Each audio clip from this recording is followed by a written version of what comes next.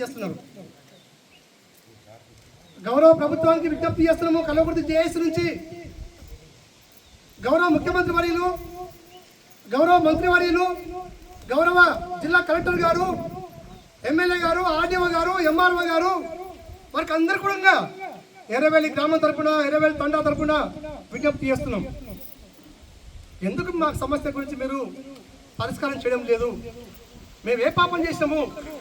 ఎవరికి అన్యాయం చేసినా మేము కూడా ఓటేసి గెలిపించాం కదా మీకే. ఈ కాంగ్రెస్ పార్టీ ప్రభుత్వానికి ఓటేసి భుజాన మోసుకొని మా యొక్క గౌరవ ముఖ్యమంత్రి వర్యులు, మా ప్రాంతవాసి, మా బిడ్డ అని ఈ గ్రామ ప్రజానిక మొత్తంగా కాంగ్రెస్ పార్టీకి ఓటేసి ఘన విజయాన్ని అందించేటువంటి వాటిలోన ఈ ప్రాంత ప్రజానికంగా ఉన్నారు కదా. మేము చేసిన ద్రోహం ఏంటి?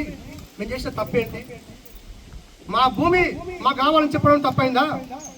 మా ఊరు ముంపుకు గురి కావద్దని చెప్పండి తప్పవుతుందా? ఎందుకు మమ్మల్ని వచ్చి సంప్రదిస్తలేరు? ఉగ్రవాదులతో చర్చలు చేస్తున్నారు, అక్కడక్కడ నక్సలైట్లతో చర్చలు చేస్తున్నారు ప్రభుత్వాలు. కానీ ఈ పేద రైతాంగంతో ఎందుకు చర్చలు చేస్తలేరు? వాళ్ళ సమస్య ఎందుకు పట్టించుకోవడం లేదు? ఒక ఎమ్మెల్యే గారు కానీ, ఎంపీ గారు కానీ ప్రతిరోజు వార్త వస్తుంది. 206వ రోజు ఈరోజు పేపర్లు వస్తుంది, న్యూస్లో వస్తుంది, వాట్సాప్లో వస్తుంది, ఫేస్బుక్లో వచ్చేస్తున్నది. మన బాధ ఏంది, గాలి ఏంది, గోస ఏంది, ఈ అంత కూడా వచ్చేస్తూనే ఉన్నది. ఇక్కడ మంత్రులు కానీ, ఎమ్మెల్యే కానీ, మాజీ ఎమ్మెల్యేలు కానీ ఎంతో కొంత అవేర్నెస్ ఉన్నటువంటి ప్రజాప్రతినిధులు అందరూ ఈ వార్తలు చదువుతున్నారు. కానీ మాకు తెలియనట్టు నటిస్తున్నారు అన్నమాట.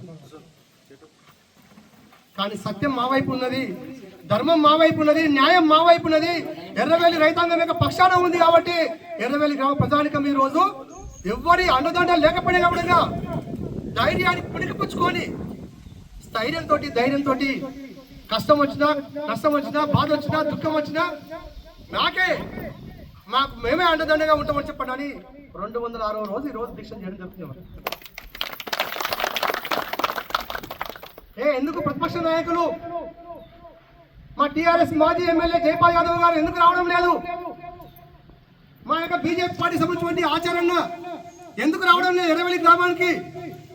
మా సుంకిరెడ్డి రాఘవేంద్ర రెడ్డి కానీ, మా బాలాసింగ్ కానీ, ఇక్కడ ఉన్నటువంటి మా ఎడ్మ సత్యవన్న కానీ, మా ఆనంద్ కుమార్ రెడ్డి కానీ, ఇక్కడ ఉన్నటువంటి భూపతి రెడ్డి కానీ, ఈ వెల్లాడి మండలానికి సంబంధించినటువంటి ఈ పక్కనే ఉన్నటువంటి కాయితి విజయ్ కుమార్ రెడ్డి కానీ, వివిధ పార్టీల నాయకులు ఎవరైనా సరే ఎంతో కొంత అవేర్నెస్ ఉన్నటువంటి పార్టీల యొక్క నాయకులు, ప్రతిపక్ష నాయకులు, గౌరవ ఎమ్మెల్యే గారు, గౌరవ ఎంపీ గారు, గౌరవ మంత్రి గారు ఎందుకు ఈ ఊరిని సందర్శించడం లేదు?